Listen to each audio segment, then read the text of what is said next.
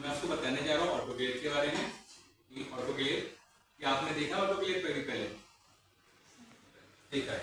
ठीक है, तो ऑटोक्लेव जो होते हैं, ऑटोक्लेव जो है जो छोटे हॉस्पिटल होते हैं, क्लिनिक होते हैं, वहाँ पे स्मॉल ऑटोक्लेव जो है यूज किए जाते हैं। और यहाँ पे जो हमारे पास जो ऑटोक्लेव है वो जो है हॉरिजॉन्टल ऑटोक्लेव है। जनरली ऑटोक्लेव जो होता है जो पहले जो ऑटोक्लेव चलते थे छोटे लेवल पे, वो क्या करते थे एज ए प्रेशर कुकर की तरह हुआ करते थे। प्रेशर कुकर की तरह करते थे, उसमें एक ड्रम होता था और उसमें एलिमेंट हुआ करते थे। वाटर के लेवल को उसमें जो है हमने फिलअप कर लिया, फिलअप करके उसे जो है उसमें जो भी हमें आर्टिकल्स ऑटोक्लेव करना है उस आर्टिकल को रखा और उसके जो है टिप को हमने जो है क्लोज कर दिया और उस तरह से वो ऑटोक्लेव हुआ करता था। ठीक है, प्रिंसिपल क्या होता है कि प्रिंसिपल ऑटोक्लेव का वही सब का सेम होता है। ठीक है, लेकिन फंक्शन काम जो है वो अलग अलग तरीके से होता है, फंक्शन उसका जो है वो अलग होता है। अब बात आती है कि ऑटोक्लेव, तो ऑटोक्लेव क्या होता है कि जो स्टरलाइजेशन होता है, तो बेस्ट मेथड जो होता है स्टरलाइजेशन का वो क्या होता है ऑटोक्लेव। ठीक है, तो स्टरलाइजेशन मींस क्या हुआ कि फ्री फ्रॉम माइक्रोब्स को जो है आर्टिकल्स को फ्री करना है उससे, इसीलिए हमारा जो ऑटोक्लेव हमारा यूज होता है। अब जैसा तुम देख रहे हो कि हमारे पास जो है वो हॉरिजॉन्टल ऑटोक्लेव है।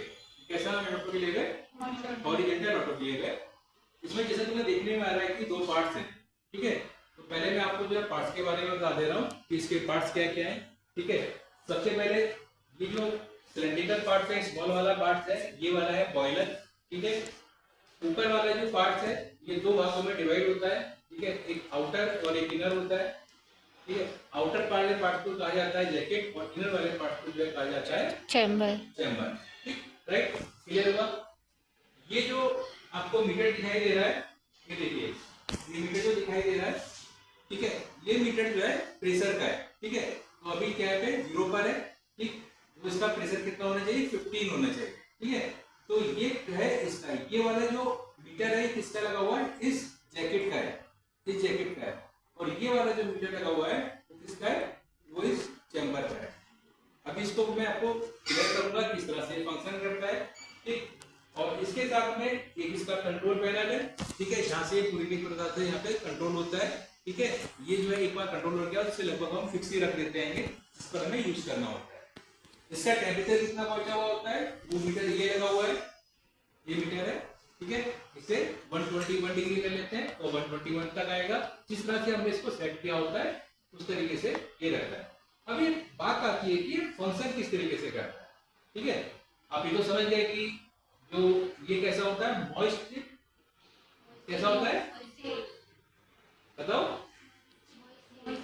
मॉइस्ट हीट होता है, यानी कि बेटर सबसे बेस्ट टेक्निक है ऑटोक्लेव की। ठीक है, क्योंकि जो भी आर्टिकल्स रखे जाते हैं उस आर्टिकल को जो स्टीम होती है वो पेंट्रेट करती है, प्रॉपर तरीके से जो है स्टरलाइज कर देती है। जो भी आर्टिकल रखे हैं उसके अंदर बैक्टीरिया हो सकते हैं, फंगस हो सकता है, स्पोर्स हो सकते हैं, तो उन सब पे जो है वो पेंट्रेट करते जाती है और उस चीज को, उस आर्टिकल की जो जर्म होते हैं उसको वो कोगुलेट कर देती है। तो हमारा जो आर्टिकल्स होता है वो स्टरलाइज हो जाता है, यानी कि फ्री ऑफ माइक्रोब्स, माइक्रोऑर्गेनिज्म से वो फ्री हो जाता है। अब बात करने आती है कि ऑटोक्लेव आखिर करते कैसे हैं, चलाते कैसे हैं ऑटो। अब ऑटोक्लेव करने के लिए सबसे पहले क्या करेंगे, इस बॉयलर में हम पानी को फिलअप करेंगे। तो एक सिस्टम बना होता है। ठीक है, वहां से हम इसे ऑन करेंगे। ऑन करने के बाद वाटर लेवल इसमें आना स्टार्ट हो जाएगा, वाटर आना स्टार्ट हो जाएगा। अब वाटर क्या है कि आपको मिनिमम भी दिक्कत करेगा और मैक्सिमम भी दिक्कत करेगा। तो उसके लिए क्या होता है कि एक यहाँ पे ग्लास की रॉड लगी होती है, ग्लास की रॉड लगी होती है और उसमें आयरन की रॉड जो है वो डिप होती है। ठीक है, तो उस ग्लास की रॉड में जो है जब पानी का लेवल हम भरते हैं, फिलअप करते हैं, तो पानी का लेवल जो है इसमें हाफ से ऊपर होना चाहिए। जैसा आपको दिखाई दे रहा है स्टिल हाफ से ऊपर है, इतना तक हम फिलअप कर लेते हैं। अगर सपोज पानी ओवर हो जाता है, हम इसको ऑन कर देते हैं, तो क्या क्या प्रॉब्लम आ सकती है? ये वाइब्रेट करने लगता है और अगर आप ध्यान नहीं देंगे तो प्रॉब्लम आप समझ सकते हैं क्या हो सकती है। तो इसे बहुत ही केयरफुली चलाना है, बहुत केयरफुली रन करना है। तो पानी का लेवल वहां तक ले लिया। ठीक है, इसका एक फंक्शन और होता है कि अगर आपका वाटर लेवल कम है, अगर आपका वाटर लेवल कम है तो आप ये देखिए कि इसमें जब इसे अगर हम ऑन करते हैं तो वाटर लेवल अगर कम है तो ये येलो लाइट जो है नीचे लिखाई देगी, येलो लाइट जो है आपकी क्या होगी, वो ऑन हो जाएगी, यानी कि वाटर लेवल अभी हमारा ओके है, वाटर लेवल ठीक है। तो हम इसको ऑन करते हैं अब यहाँ से इसे ऑन किया और ऑन करने के बाद क्या होगा कि इसमें जो एलिमेंट लगे बॉयलर में जो एलिमेंट लगे वो एलिमेंट जो है वो हीट होना स्टार्ट हो जाएंगे। यहाँ देखिएगा ये 3 एलिमेंट लगे हुए, ये देखिएगा 3 एलिमेंट लगे हुए।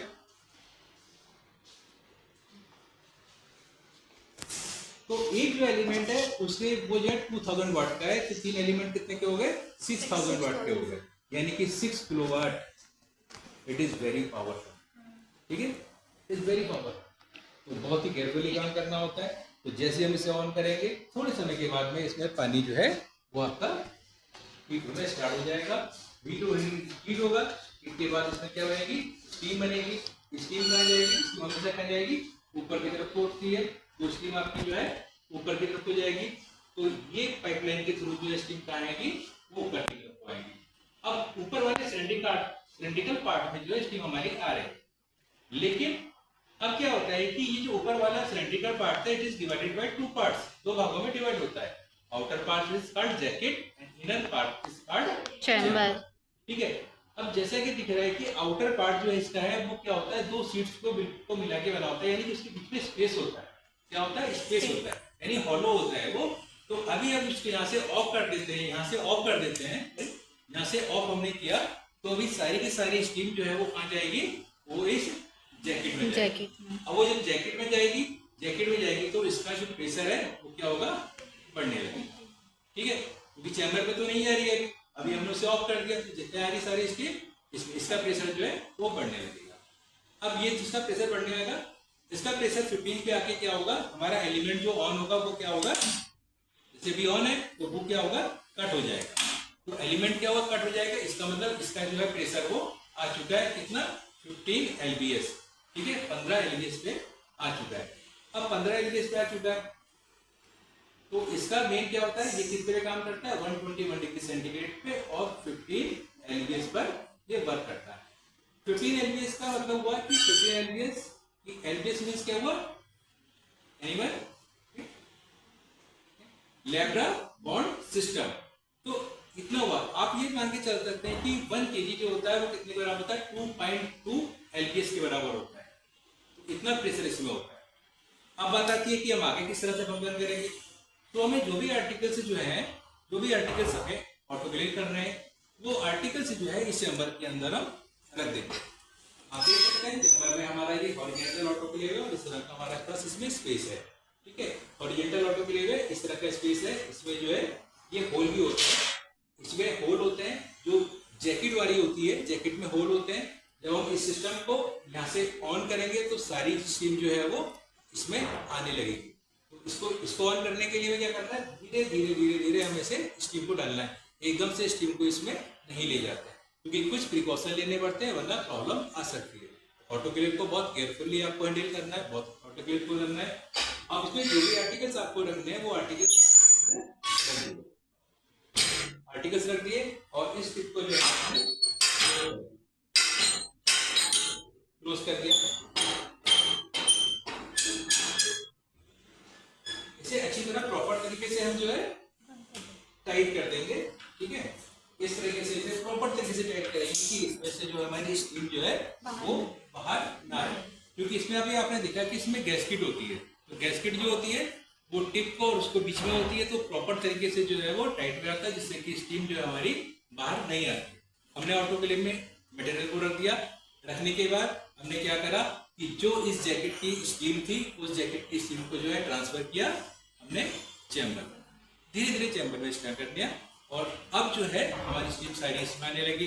अब क्या होगा कि ये जो मीटर है चैम्बर का है, चैम्बर का मीटर जो है ऊपर की तरफ जाएगा, 0 से ऊपर की तरफ बढ़ना शुरू हो जाएगा। अब चूंकि जैकेट की जो थी स्टीम उसका प्रेशर डाउन होगा, वो नीचे की तरफ आने लगेगा। जब दोनों इक्विवेलेंट हो जाएंगे, दोनों बराबर हो जाएंगे, तो दोनों का जो प्रेशर है वो एक साथ इंक्रीज करेगा, दोनों एक साथ बढ़ेंगे। बढ़ने के बाद क्या होगा कि ये जो है 15 पे आने पे क्या होगा, इसमें कट लग जाएगा, यानी कि हमारा ऑटोक्लेव जो है रेडी हो चुका। लेकिन एक चीज और है कि इसके अंदर पहले से एयर वैक्यूम प्रेजेंट था, उसे तो हमने स्टीम रिलीज किया ही नहीं, क्योंकि इस तरह से आपका जो है प्रॉपर तरीके से स्टेलाइज नहीं हो पाएगा। उसके लिए क्या करते हैं कि जब स्टीम हमारी जैकेट में आ रही होती है और मीटर जो है यानी कि प्रेशर बढ़ रहा होता है, तो बीच बीच में स्टीम को हम जो है निकालते रहते हैं, थोड़ा थोड़ा करके ऑन ऑफ करके उसे निकालते रहते हैं। तो जब वैक्यूम निकलेगा, वो वैक्यूम होता है, जब वैक्यूम निकलेगा तो पहले क्या आएगी, स्लो साउंड आएगी। आप देखेंगे थोड़ी देर बाद, जब 3-4 बार करने के बाद देखेंगे तो इसमें जो साउंड है कैसे आने लगेगी, आपको बहुत अच्छी साउंड, तेज साउंड आने लगेगी। इसका मतलब है कि आपकी स्टीम जो है, आपका वैक्यूम जो है वो केवल रिलीज हो गया। जब वैक्यूम रिलीज हो गया, अब देखा वैक्यूम रिलीज हो गया, फिर आपने आर्टिकल्स को लिया, चैम्बर में रख दिया, चैम्बर में से क्लोज किया और सारी स्टीम जो है वो आपने इसमें कर, जिस तरह से इसमें वैक्यूम प्रेजेंट था उसी तरह से चैम्बर में भी प्रेजेंट है। तो चैम्बर का वैक्यूम निकालने के लिए हम ये वाली जो नोब है उसको यूज करेंगे। इस तरह से इसे बीच में 3-4 बार जो है इसमें से स्टीम यानी वैक्यूम जो है वो रिलीज कर देंगे। जब एक प्रॉपर इसमें आवाज सुनाई देने लगी, साउंड सुनाई देने लगी, इट मींस कि ये हमारा वैक्यूम इसमें से भी रिलीज हो गया है। उसके बाद अब ये होने के बाद में जब दोनों हमारे 15 पे आ जाएंगे तो इसमें कट लग जाएगा।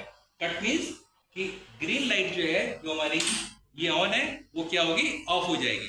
इसका मतलब प्रेशर हमारा आ चुका, टेम्परेचर इसका कितना है, 121 डिग्री सेंटीग्रेड है, टेम्परेचर भी आ गया, तो ये ऑन ऑफ होता है। जैसे इसका प्रेशर कम होगा, टेम्परेचर यानी एलिमेंट फिर काम करेंगे, ऑन हो जाएगा और फिर 121 थोड़ा सा ऊपर आके फिर वो कट हो जाएगा। ठीक है, तो ये ऑन ऑफ होता रहेगा। जैसे कि जनरली आपने देखा गीजर में या इस तरह के जो इंस्ट्रूमेंट होते हैं उसमें ये चलता है। इस तरह से जो है ऑन ऑफ होता रहेगा। इस तरह से आपको जो है इसे 15 मिनट के लिए रखना है, यानी कि इसका जो प्रोसीजर है वो 121 डिग्री सेंटीग्रेड पे 15 LBS पर कितनी देर के लिए रखना है, 15 मिनट के लिए रखना है। लेकिन अगर आप इसका थोड़ा कुछ और चेंज करना चाहते हैं, आपको जल्दी रिक्वायरमेंट है, ठीक है, मे भी हो सकता है, तो इसको हम 3 तरह के टेम्परेचर पे से ले सकते हैं। एक तो हो गया 121, दूसरा हो गया 126 डिग्री सेंटीग्रेड। अगर आप 126 डिग्री पे लेंगे तो प्रेशर भी इंक्रीज होगा, तो यानी कि प्रेशर इसका जो होगा वो 20 पहुंचेगा। कितना पहुंचेगा, 20 LBS पहुंचेगा। तो उसमें टाइमिंग हमारी कम हो जाएगी, यानी उसमें केवल 10 मिनट्स तक ही आपको इसे ऑटोक्लेव करना है। 10 मिनट्स में आपका जो है ये ऑटोक्लेव हो जाएगा। अगर आपको लगता है और जल्दी करना है तो आप क्या करेंगे कि आप इस टेम्परेचर को कंट्रोल पैनल से सेट करेंगे कितने, 133 डिग्री सेंटीग्रेड पर। 133 सेंटीग्रेड करने पर इसमें क्या होगा कि अब प्रेशर भी इसका क्या होगा, इंक्रीज हो जाएगा। और प्रेशर कितना पहुंचेगा, प्रेशर पहुंचेगा 30 LBS पहुंचेगा। 30 LBS प्रेशर बहुत होता है, तो 30 LBS पहुंचेगा और 30 LBS पर हमें मात्र 3 मिनट के लिए इसे ऑटोक्लेव करना है। लेकिन इन फंक्शनों को हम यूज नहीं करते हैं। हम जनरली जो फंक्शन यूज करते हैं, समानता जो यूज किया जाता है वो 121 डिग्री वाले ही यूज करते हैं। तो इस तरह से हमारा ऑटोक्लेव ये रन हो जाता है।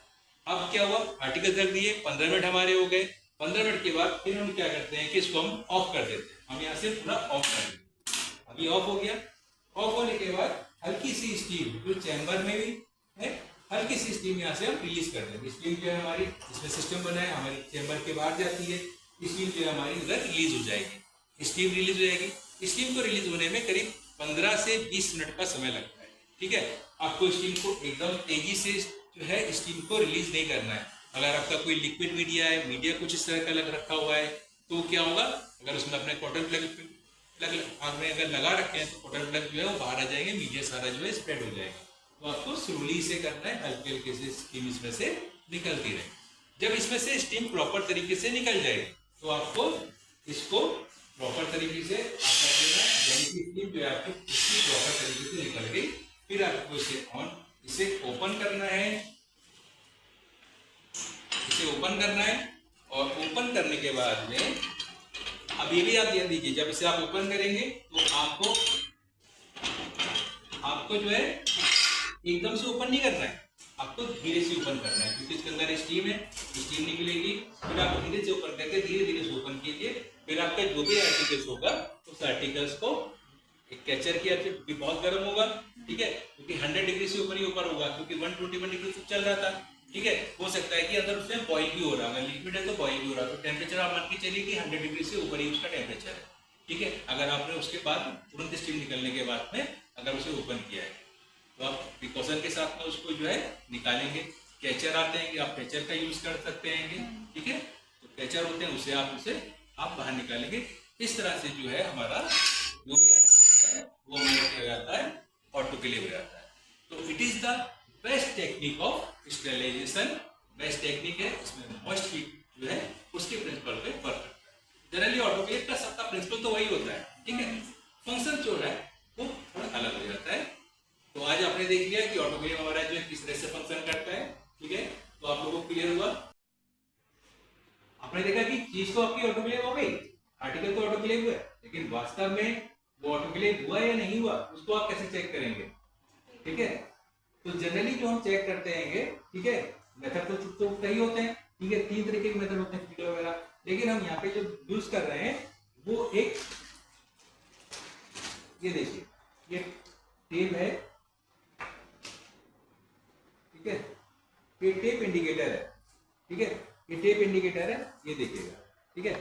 ये टेप इंडिकेटर में लाइन जो है आपको बहुत हल्की दिखाई दे रही होंगी, बहुत हल्की लाइन दिखाई दे रही होंगी, लेकिन जब इसी को हम, ठीक है, जो भी आर्टिकल्स रखा है उस पे हमने क्या करा, इसको एक को लगा दिया, लगाने के बाद जब हम इसे ऑटोक्लेव से बाहर निकालेंगे तो यही लाइनिंग अगर हमारी इस तरीके की कर आती है, देखिए, ठीक है, इस तरह की अगर ये लाइनिंग आती है, लाइनें डार्क हो जाती है, ब्लैक हो जाती है, यानी इसकी ये प्रॉपर तरीके से आपका स्लाइड हो चुका है, यानी कि आपका ऑटोक्लेव बिल्कुल सही फंक्शन कर रहा है, ठीक है।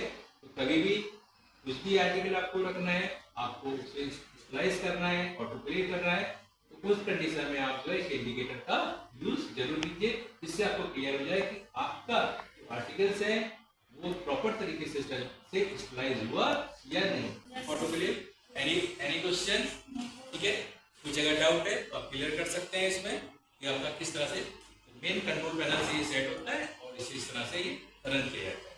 तो फ्यूचर में, भविष्य में कभी भी अगर आपको ऑटोक्लेव यूज करना हुआ तो बहुत ही प्रिकॉशन के साथ कीजिए, क्योंकि आप इसे हल्के में मत लीजिएगा, ठीक है, क्योंकि कोई भी चीज कहीं भी दिक्कत हो सकती है, ठीक है, आप प्रॉपर तरीके से यूज कीजिएगा, ठीक है।